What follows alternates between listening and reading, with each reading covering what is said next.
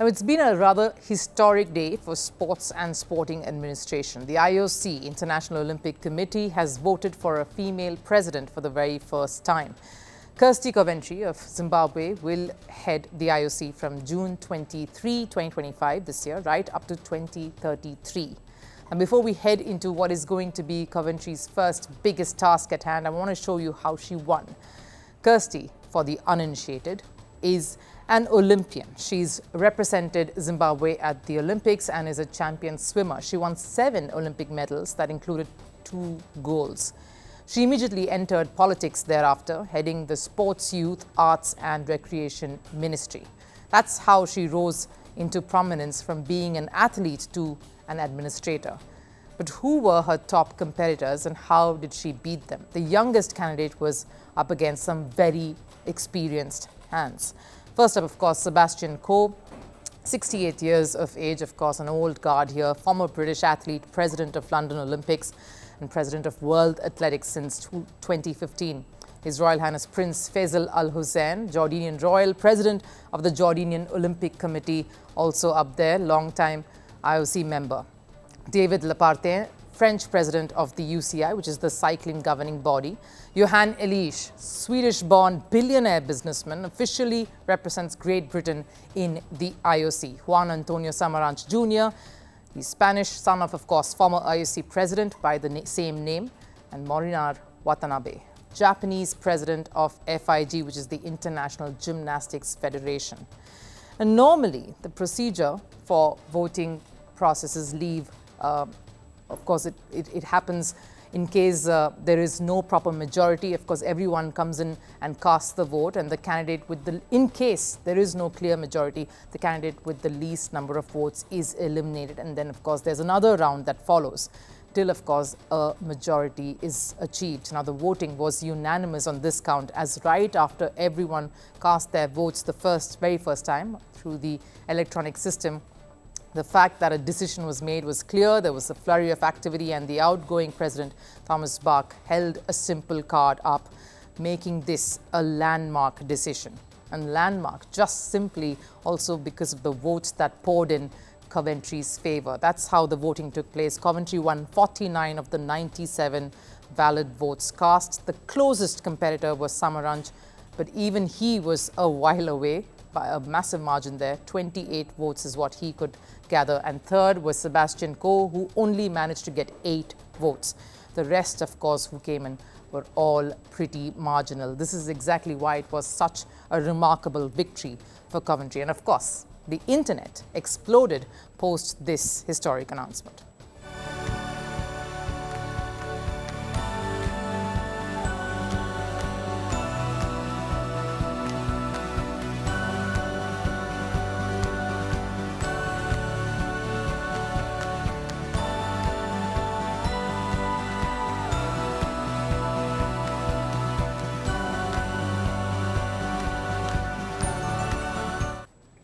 But Coventry has very little time to enjoy this moment of reveling at becoming the first female African as well as the youngest IOC president ever. Her biggest challenge is at her doorstep. It's the LA Olympics, and the preparations for it will start anytime now. How does she foresee working with Donald Trump, who doesn't see eye to eye with Coventry on various issues? You know what, at the end of the day, President Trump is a huge supporter of sport. There's never been a sitting president that has attended the Super Bowl, and he did. He was the president at the time when LA was awarded and when the FIFA World Cup was awarded. I truly believe that he wants the LA 28 Games to be a huge success. It will take sitting down and having a good conversation with him, sharing with him our values and where we want to be, how we want LA to be successful, and, you know, being very clear on the different priorities for us as a movement. The primary point of friction will most definitely be the inclusion of transgender athletes, something IOC has always been keen on, and Donald Trump has always vehemently opposed. Testosterone is not a perfect test. Many women can have testosterone which is in what would be called male levels, and and still be women. From now on, women's sports will be only for women. So Coventry will most certainly have a battle on her hands because IOC is the final word on the Olympics. Trump is no pushover. LA 2028 has to be viewed as a moment of crowning glory for America, the America that he is looking to build here on. And in the middle of all of this, Imane Khalif, the boxer who was caught in the middle of this storm and in some ways sparked what is now a huge debate, has sounded out her greatest intent of competing at the 2028 Olympics. How will Coventry handle this pressing matter? We're going to create a task force that's going to look at the transgender issue and the protection of the female category. And once we've made the decision collectively as the IOC with the international federations, that decision will be made very clear and we won't move from that decision. What we can get from that strong statement is this: Coventry is fierce about the protection of the female category in sport. And second, whatever decision the IOC makes will be final. There will be no changes to that. Kirsty Coventry also says she's been dealing with difficult men in high positions ever since she was 20 years old. But this is one face-off that will be tough to negotiate. I think it's all leading up to a classic battle that can only be described as an unstoppable force meeting an immovable object. And we're waiting for the fireworks to begin.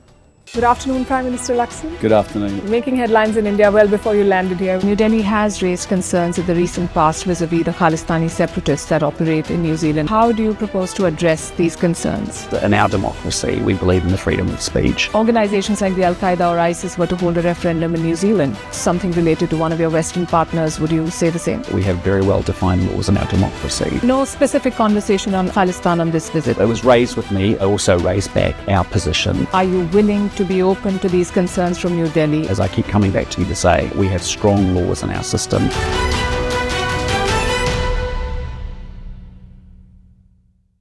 Do you think that Ukraine is at its weakest position? This war is not about Ukraine. Do you believe that your president was insulted?